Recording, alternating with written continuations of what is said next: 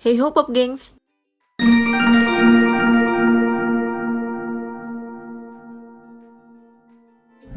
Siapakah yang paling sering berdoa di dunia ini? Apakah ini? Atau ini? Canda Baim? Jawaban yang benar adalah belalang sembah. Kalian mungkin bertanya, kenapa hewan ini bisa sering berdoa? Dan hal menarik apa saja yang terdapat pada hewan yang satu ini? Mari kita simak ulasannya.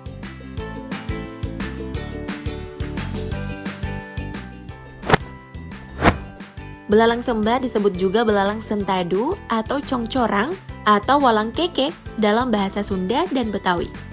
Hewan ini merupakan jenis serangga yang tergabung dalam ordo Montodea. Dalam bahasa Inggris, belalang sembah disebut praying mantis. Alasannya karena bentuk tangan bagian depannya yang menyerupai sikap seperti sedang berdoa. Sudah tahu kan kenapa dia selalu berdoa?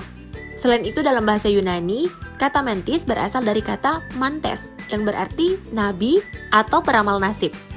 Kata mantis menurut mitologi Yunani kuno adalah istri pertama dari dewa Zeus yang mempengaruhi Zeus untuk meracuni Cronus, ayahnya sendiri, agar bisa merebut tatahnya sebagai rajanya para dewa. Apa hubungannya dengan belalang sembah? Di Afrika Selatan, suku San penduduk Gunung Kalahari mempercayainya sebagai dewa tertua yang memiliki kekuatan supranatural. Suku San menganggap belalang sembah adalah utusan Tuhan yang mengirimkan pesan.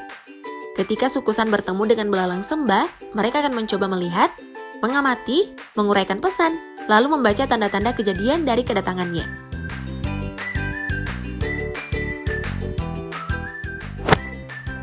Umumnya, belalang sembah yang sering kita jumpai hanya berwarna hijau. Namun ternyata, jumlah spesies Ordo Montodea memiliki 2.300 spesies dengan berbagai bentuk dan warna yang tersebar di seluruh dunia. Mayoritas spesiesnya berada di daerah tropis atau subtropis. Sementara yang lainnya hidup di iklim sedang seperti di utara Amerika Serikat, Eropa Tengah, dan Siberia. Salah satunya adalah mantis anggrek yang tersebar di kawasan hutan Asia Tenggara yang penuh dengan tanaman berbunga putih dan merah jambu. Selain mantis anggrek, ada juga dead leaf mantis yang keberadaannya dapat kita jumpai di Kalimantan, Sumatera, dan Filipina.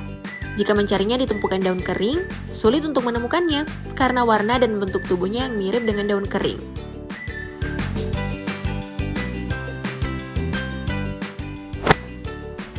Belalang sembah memiliki bentuk tubuh yang ramping dengan dilengkapi 3 pasang kaki. 2 pasang kaki pada bagian belakang digunakan untuk berjalan, sedangkan sepasang kaki depannya berguna untuk menangkap mangsa. Yang paling kuat adalah kaki depannya dan berukuran paling panjang dengan sisi bagian dalamnya berduri tajam. Umumnya, belalang sembah memiliki panjang tubuh sekitar 8,5 cm. Isnomantis gigas adalah belalang sembah terbesar dengan panjang 17 cm, ya kira-kira seukuran dengan sebuah pulpen, dan umumnya banyak ditemukan di daerah Sahel, Afrika. Untuk yang terkecil disematkan pada Bolbi pygmae, yang hanya berukuran 1 cm pada usia dewasa.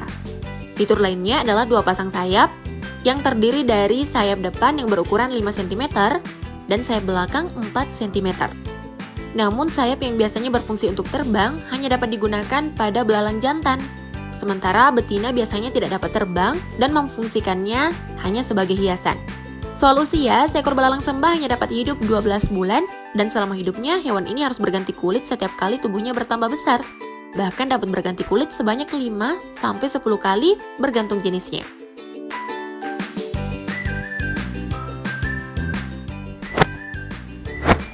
Hal menarik dari belalang sembah adalah bagian kepalanya yang dapat berputar hingga 180 derajat dan terdapat sepasang antena berbentuk viviform. Mirip seperti benang yang berfungsi untuk mendeteksi sentuhan, pergerakan udara, suhu, getaran, bau, serta rasa dan makanan. Lebih canggih dari antena televisi rumah kita ya. Selain itu, belalang sembah adalah satu-satunya serangga dengan penglihatan stereopsis yang mampu melihat 2 mata di tempat bersamaan sehingga memungkinkan untuk melihat dengan sangat akurat. Bila manusia ataupun hewan lain memfungsikan stereopsis untuk membandingkan tingkat kecerahan 2 objek secara terpisah, belalang sembah memfungsikannya untuk mengukur jarak terhadap objek meskipun hewan tersebut telah berkamuflase.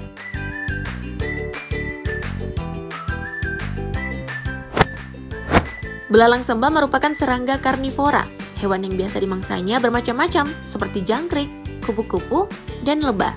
Bahkan ternyata juga bisa memangsa hewan yang ukurannya lebih besar dari tubuhnya sendiri. Satu hal yang menarik, belalang betina akan memenggal kepala bejantan setelah senggama untuk mendapatkan asupan makanan. Dalam hal berburu, belalang sembah akan berkamuflase mengikuti warna lingkungan. Hewan ini mampu menyerupai warna daun, rumput, dan batang kayu, dan berayun-ayun dari sisi ke sisi mengikuti gerakan angin saat berkamuflase. Perilaku inilah yang membuat para mangsa tidak menyadari kehadirannya.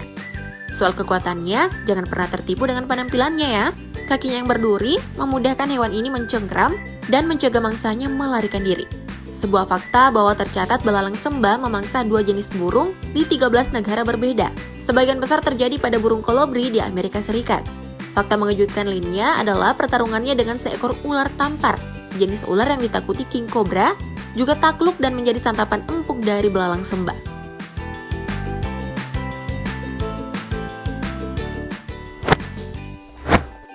Sama seperti belalang pada umumnya, belalang sembah berkembang biak dengan cara bertelur atau ovivar. Seekor betina yang hamil akan menghasilkan busa yang banyak yang disebut UDK untuk menampung hingga 300 butir telur yang semuanya akan dilindungi dalam busa tersebut. UDK akan dihasilkan pada musim gugur dan setelah itu belalang sembah dewasa akan mati. Telur-telur yang dihasilkan akan menetas dalam kurun waktu 5 bulan. Selama proses reproduksi, sang betina tidak membutuhkan pejantan lagi. Untuk itu, seperti yang telah dibahas tadi, sang betina akan memenggal kepala pejantan setelah melakukan senggama. Hal ini dilakukan untuk mendapatkan kecukupan asupan makanan demi kelangsungan calon telur yang akan dibuahi nantinya. Demi melestarikan populasinya, pengorbanan sang pejantan sungguh luar biasa ya. Setelah telur-telur dibuahi, telur tersebut akan berubah menjadi nimfa, yaitu belalang muda yang belum memiliki sayap. Seiring waktu, nimfa tadi akan berubah menjadi coklat atau hijau dengan cara berganti kulit. Nah, saat mencapai usia dewasa, hewan ini telah matang secara seksual dan siap berkembang biak selanjutnya. Sebenarnya, kehadiran belalang sembah sendiri dapat dijadikan pembasmi hama oleh manusia karena sifatnya sebagai serangga karnivora. Hal tersebut memungkinkannya memangsa ulat dan wareng yang sering merusak tanaman milik para petani. Nah, bermanfaat bukan?